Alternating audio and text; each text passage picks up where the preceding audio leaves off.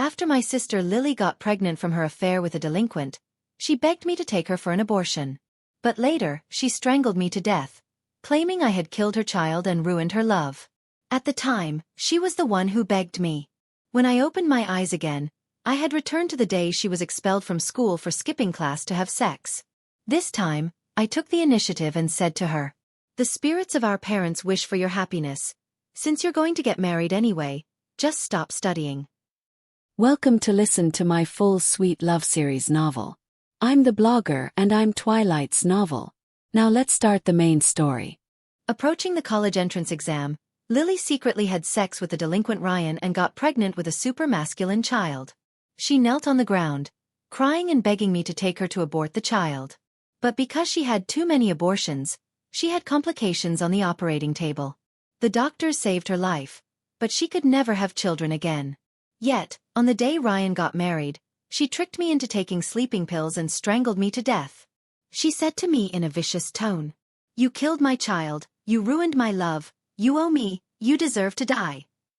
After killing me, she took all my inheritance and became the mistress of that scumbag as she wished. And I became the tragic victim sacrificed for their love.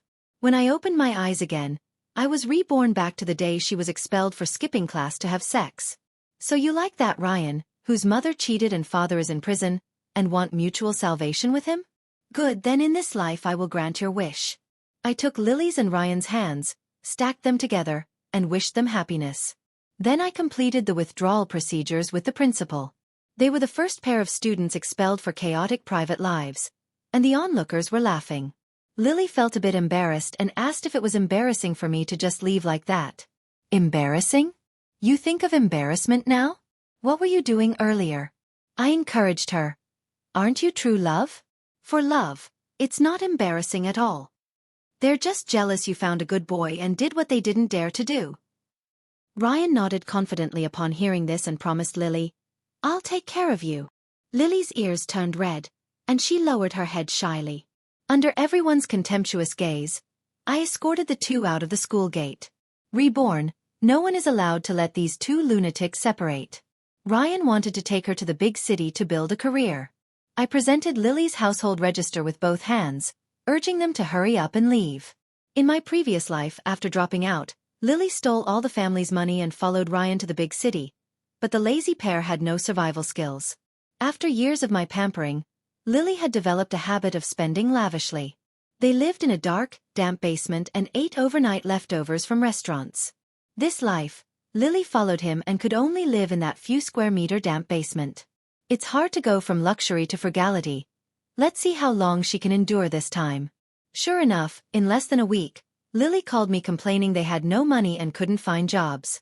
She cursed over the phone, saying people in the big city were snobbish, arrogant, and unfriendly, that big companies wouldn't hire them because they had no experience or education. She even arrogantly said, 30 years east of the river, 30 years west. When Ryan and I become bosses, we'll definitely steal their business. I almost laughed out loud. With just a few peanuts, she started bragging, thinking she was the protagonist of a novel. Lily played the family card, asking to borrow money. I sent her a photoshopped chat record. It showed me being scammed out of money by a hacker. I cried pitifully, saying all the money in my bank card had been transferred, and the police said the address was abroad, the money couldn't be recovered. I tearfully advised her to be careful of scams outside. She impatiently replied, "I'm not as stupid as you." She knew my payday was in a couple of days and told me to lend her the money.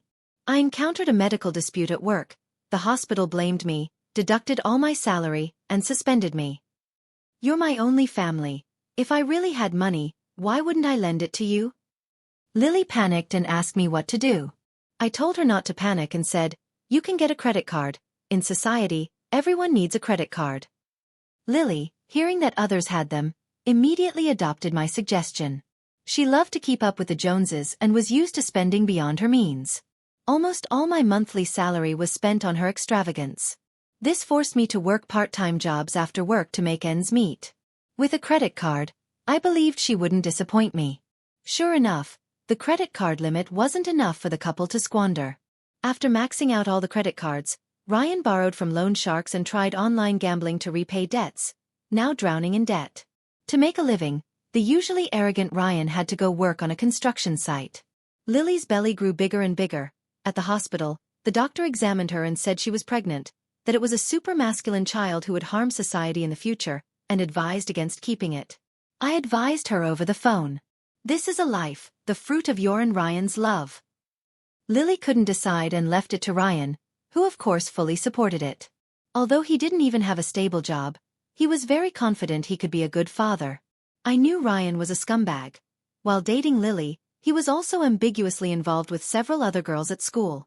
After going to the construction site, he continued his bad habits, often going to clubs and foot massage parlors with his workmates for fun. Before, unable to let Lily go, I specially came to see her and happened to see Ryan hugging another woman outside. Furious, I filmed it and sent it to Lily. She didn't believe it, saying Ryan loved her most, couldn't be with someone else, and scolded me, thinking I couldn't stand to see her happy and was trying to break them up. To make her see the truth, I secretly observed and reported Ryan for illegally purchasing love. As a result, Ryan's reputation was damaged, and he had to pay a large fine. Lily turned against me, splashing a pot of boiling water on my face, disfiguring me. Fine. Isn't she head over heels in love with Ryan? So in love, what's a little green on her head this lifetime? It was Ryan's birthday. He was celebrating with over a dozen workmates at a KTV, hiring escorts. I timed it perfectly. After Ryan entered the club, I called the police hotline. When Ryan was arrested, he hadn't even pulled up his pants. Because of the pregnancy, Lily was emotionally sensitive. Learning Ryan was cheating behind her back, she became almost depressed. Penniless, she couldn't afford the fine, so she called to ask me for money. I sighed and told Lily. Well, what he did was wrong, but he must have been desperate to do that. Many men in society cheat while their wives are pregnant. It's a normal phenomenon. Others can endure it. For the child's sake, just endure it. Men separate sex and emotion. He must still love you most. My words instantly choked Lily. She stammered, not knowing what to say. After a long while, she remembered the borrowing money and tried to change the subject, pleading pitifully. Sis, the child's father is still locked up. I'm carrying your nephew. Do you have the heart to leave us an orphan and widow? In my past life, to get money from me for the fine, she didn't eat or drink, begging me incessantly. When I refused, she pushed me down the stairs, breaking my leg. He wasn't dead, the fine wasn't bail. He'd be released after serving his time. No money? Figure it out yourself. Am I an ATM? I said, because of the medical dispute, they stopped my salary. Now I'm unemployed. I'm in training. I'll have money after I find a new job. I told her it was paid training, closed door, and my phone couldn't be used recently.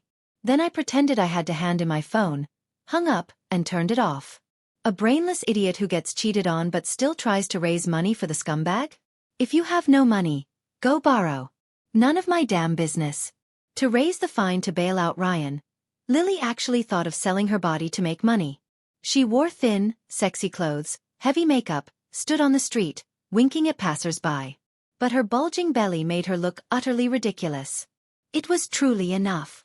Thinking that the sister I painstakingly raised in my past life was such a brainless idiot, I wanted to slap myself twice. Watching this absurd farce, I decided to help her one last time. I dialed the police hotline. Let the two reunite in the detention center. The two fought violently upon meeting in the detention center. Ryan hit her while cursing her for cuckolding him. Lily fought back defiantly, asking if she would have sold herself if not to save him.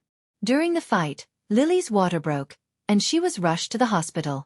Just as Lily was hospitalized for emergency surgery, I directly turned off my phone and vanished from the world under the pretext of studying abroad.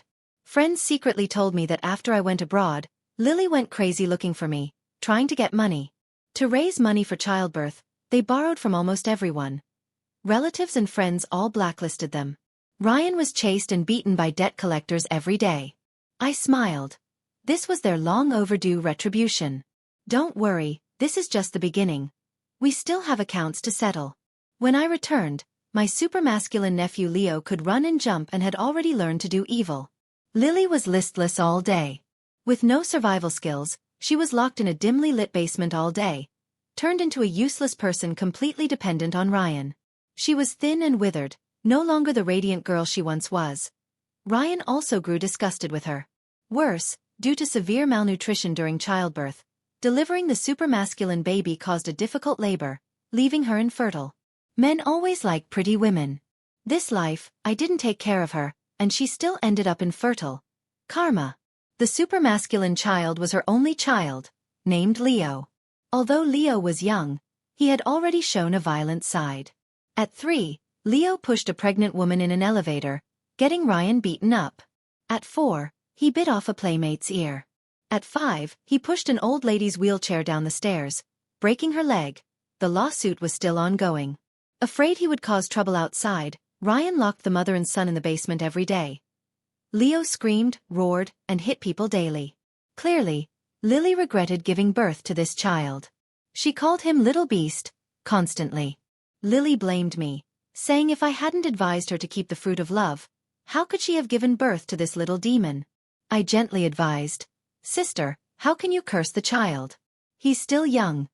Teach him patiently, he can learn. He's your own flesh and blood." Lily glanced at me twice, completely ignoring my advice, only demanding compensation for emotional distress. Ryan, silent beside her, had a dark look in his eyes that I caught. Seemed like he wanted to kill me. I told her the money I saved was invested with a friend. Hold on a while longer, and I could withdraw millions to help pay off their loans. Lily's eyes lit up, saying, "We're family. When the time comes, you have to get us a new place. If we live poorly, it embarrasses you." Ryan directly set his sights on me, suggesting, "How about I give you my son to raise? You're so rich. Raising one more child isn't hard." Lily couldn't control Leo and was long tired of him. Hearing Ryan suggest I raise their son, her mental state visibly improved. Usually, Leo was mischievous at home, smashing things, making her afraid to even play with her phone. Now she couldn't wait to send him away, not wanting to keep him for a second longer. These two truly deserved each other. What a clever plan. I agreed immediately. Perfect, I could use this chance to deal with them properly. If she gets killed, our son inherits her property. We get the money legitimately. It wasn't a waste giving birth to this little beast.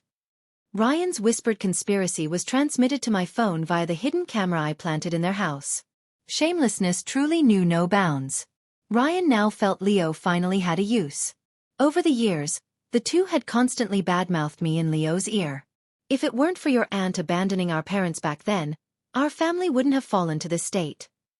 Your aunt is a bad woman, she only cares about her own wealthy life, never cared about our family of 3, completely heartless, she deserves to die." Sure enough, after Leo came to my house, he looked at me with resentful eyes every day, calling me bad woman. As I was about to sit down, he pushed my chair. Luckily I was prepared and steadied myself in time, or I might have really fallen.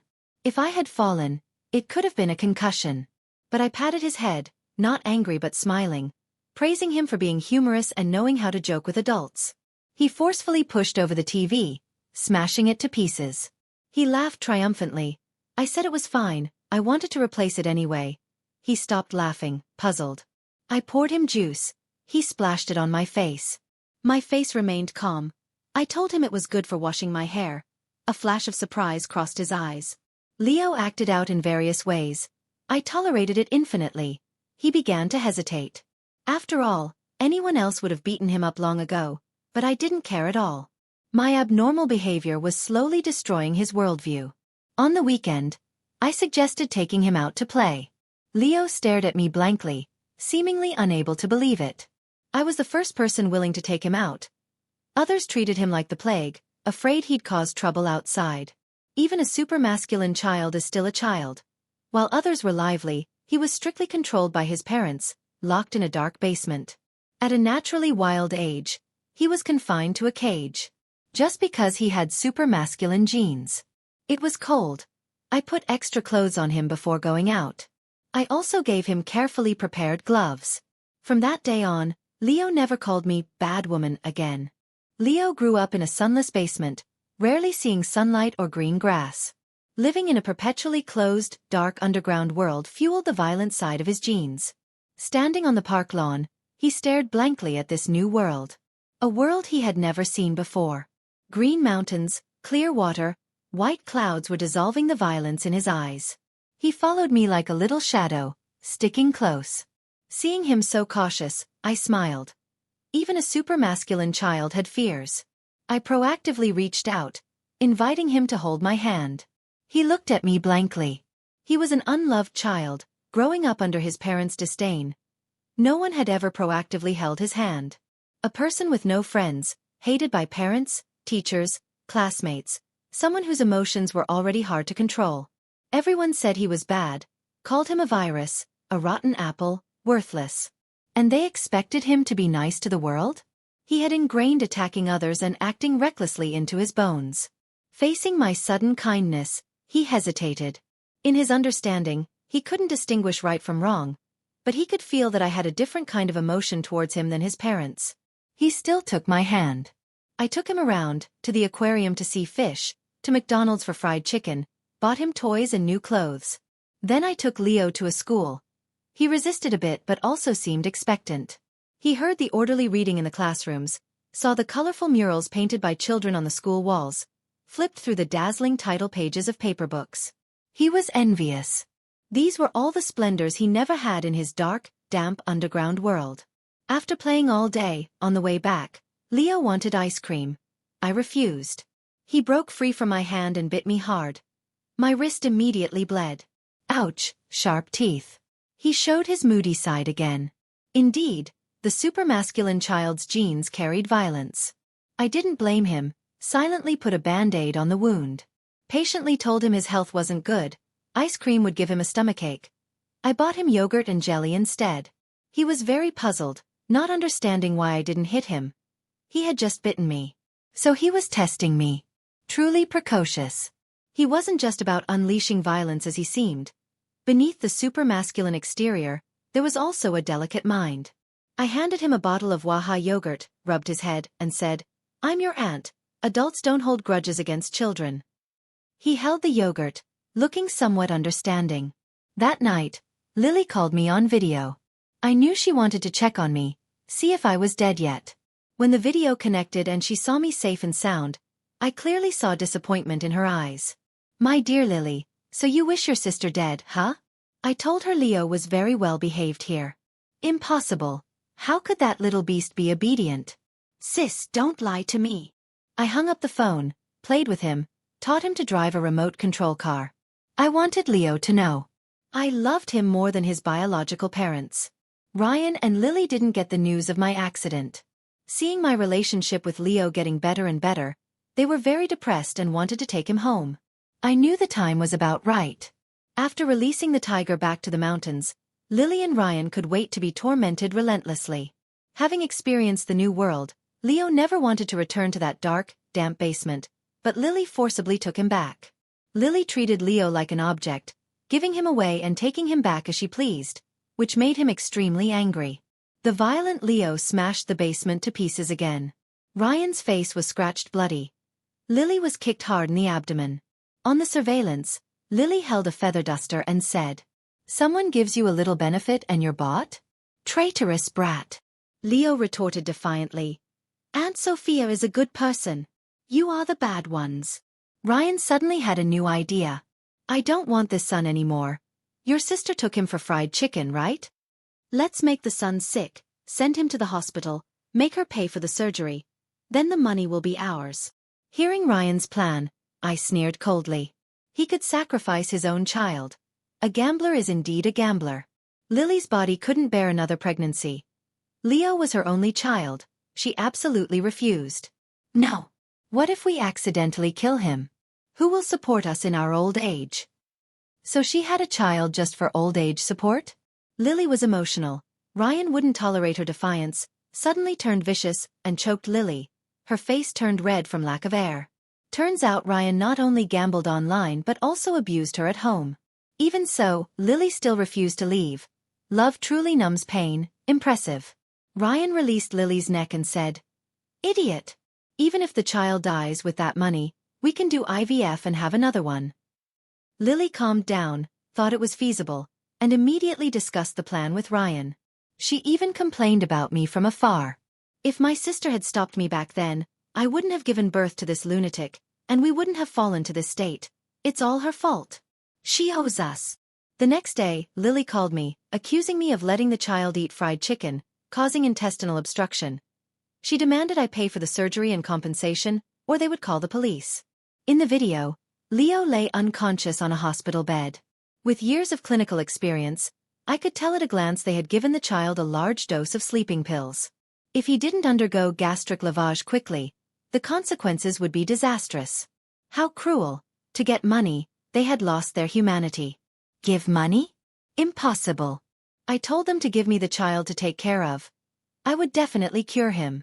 They refused, only wanted money, determined to sacrifice Leo.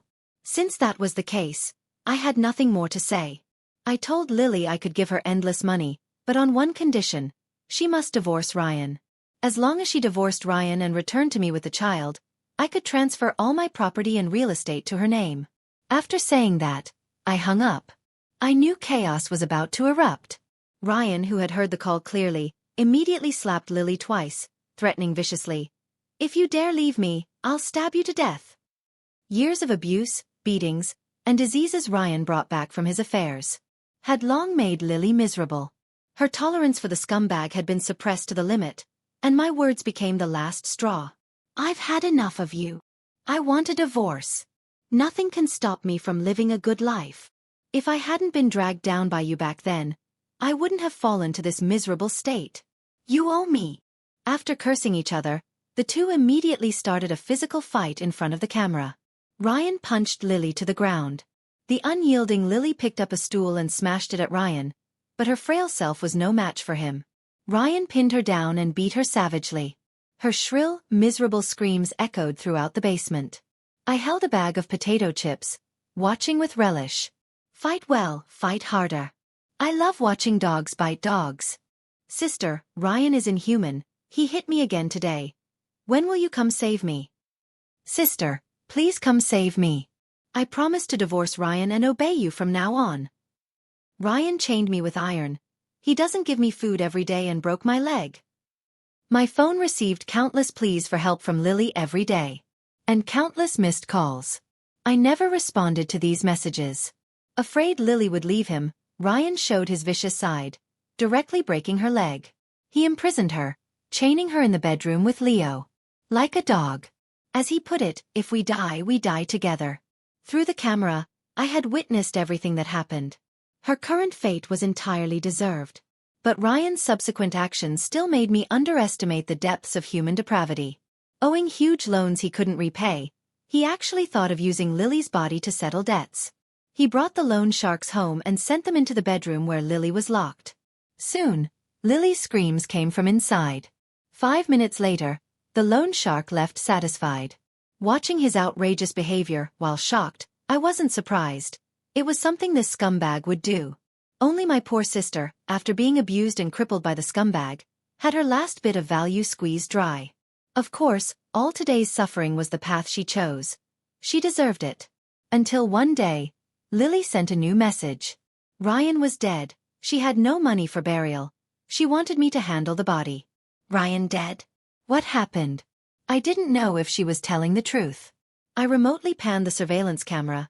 I saw Ryan lying on the ground, motionless. Empty liquor bottles were scattered everywhere. He looked really dead. Probably died from alcoholism. After careful thought, I decided to go see for myself. Before leaving, I still tucked an anti-wolf electric baton into my pocket. Better safe than sorry. The door to their basement wasn't locked, always slightly ajar. When I pushed it open, a stench that hit my brain rushed out, making me stagger back several steps. I could smell the sour stench of decay in the air. Carefully entering, the whole room was pitch black. Just then, the door behind me suddenly slammed shut and locked. Ryan, who should have been dead, was standing right behind me. Ryan called out twice. Someone came out of the room, eyeing me up and down, his gaze lewd, like appraising merchandise. "Brother Wong. Isn't this woman pretty? I'm her in-law. You take her, just give me the bride price." Ryan wanted to sell me to someone else for money to repay debts. That bastard. Just then, Lily, limping and disheveled, also came out. But her gaze towards me was full of hatred.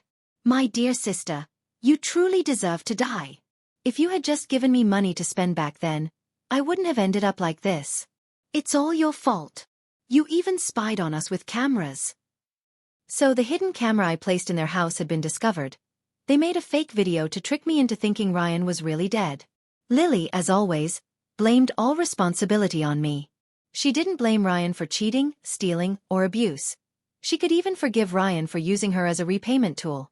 That man called Wong dragged me into the room, trying to assault me. I resisted Wong fiercely, pulled out the electric baton and stabbed him. He screamed, and I used the moment to run wildly outside. Wong was furious. He picked up a stool and was about to smash it towards me when suddenly, Leo bit his leg. Chained in the bedroom, Leo suddenly erupted. "No one hurts my Aunt Sophia." The supermasculine child unleashed astonishing strength, lunging forward and viciously tearing a chunk of flesh from Wong's leg. Enraged, Wong grabbed Leo and slammed him hard onto the ground. Leo screamed in agony, curling up in pain. Just as Wong raised his foot to stomp on Leo, I jabbed the electric baton, set to maximum power, into him again. Wong convulsed violently, rolled his eyes, and fell unconscious. "Hey, Aunt! Run!" Leo, vomiting blood, urged me to escape. I finally managed to break the chain and tried to pull Leo away. The moment I opened the door, a metal rod struck my arm. I cried out in pain, dropping the baton. Lily, holding a metal rod and a cleaver, was waiting outside the bedroom door. Her venomous gaze sent chills down my spine. "Once I kill you, all your money and houses will be mine." Police sirens wailed outside. Hearing this reassuring sound, my tense nerves relaxed slightly. They were finally here. I had called the police before leaving, just in case. After all, a dead body in the basement warranted police investigation. However, the nearly insane pair had only one thought: to kill me. Ryan immediately chained the basement door shut. My heart sank. In this windowless, airtight basement, the door was the only way in or out. I might truly be finished. Lily, now like a madwoman, swung the cleaver at me viciously. I dodged, falling to the ground with Leo in my arms, narrowly avoiding the brutal slash. But I had no strength left to block Ryan's swinging metal rod. Just as I closed my eyes in despair, the nearly lifeless Leo, with inexplicable strength, suddenly pushed me aside, taking the fatal blow to his head with his own. "Leo!" I screamed in anguish, grabbed the fallen baton, and incapacitated Ryan. At that moment, officers blasted open the sealed door, stormed in, and restrained the frenzied Lily. "Comrade, are you all right?" An officer, seeing me covered in blood, asked with concern. Clutching the blood-soaked Leo, I begged the officer to save him. Recognizing the urgency, an officer scooped up the unconscious Leo and rushed him to the police car.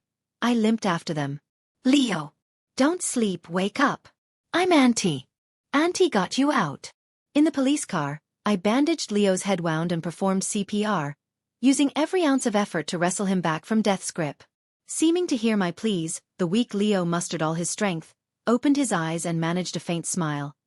"Auntie, can you praise me?" Tears welled in my eyes. I held his hand and said, "You rid the world of evil. You're a good boy." "Auntie, thank you. You're the only person in this world who was truly good to me." "I'm not a bad kid. I'm not." Sophia watching, jealousy scratching her heart. "Doesn't that feel satisfying? Don't you want to wipe away past humiliation?" I admit, I was tempted. Alexander continued. "The wedding will be on our 6th anniversary. Picking up where you fell. Letting go of the past, healing your scars completely." All right. I was fully taken in. So on that day, I wore a wedding dress again. Held at the same hotel. Theme: healing. When Alexander and I exchanged rings, I saw Sophia below, eyes red with jealousy. She probably didn't want to come. But Alexander sent her family a wedding invitation, specifically demanding her attendance. He threatened fiercely. "If you can't see Sophia there, your family will go bankrupt. Choose." I was thrilled. Loved how Alexander delighted me. Noah bounced over to Ethan. "Uncle, thanks for the sleepless nights. Otherwise I wouldn't be here." Ethan was furious, drinking heavily. After losing heir status, he wasn't as glorious. Now everyone favored Alexander, not him. Even when he threw tantrums, no one coddled him. They just said, Come on, man, be generous. Wasn't this marriage ruined by you? I advised you not to go too far. You didn't listen. Getting slapped is what you deserve. As for me, I focused on Alexander sliding the ring on. My hand trembled slightly. Alexander gently said, "Don't be afraid. Marriage can be a graveyard or a haven. It depends on how we manage it. We'll love after marriage, making it slow, steady flow. Isabella, try believing me this once."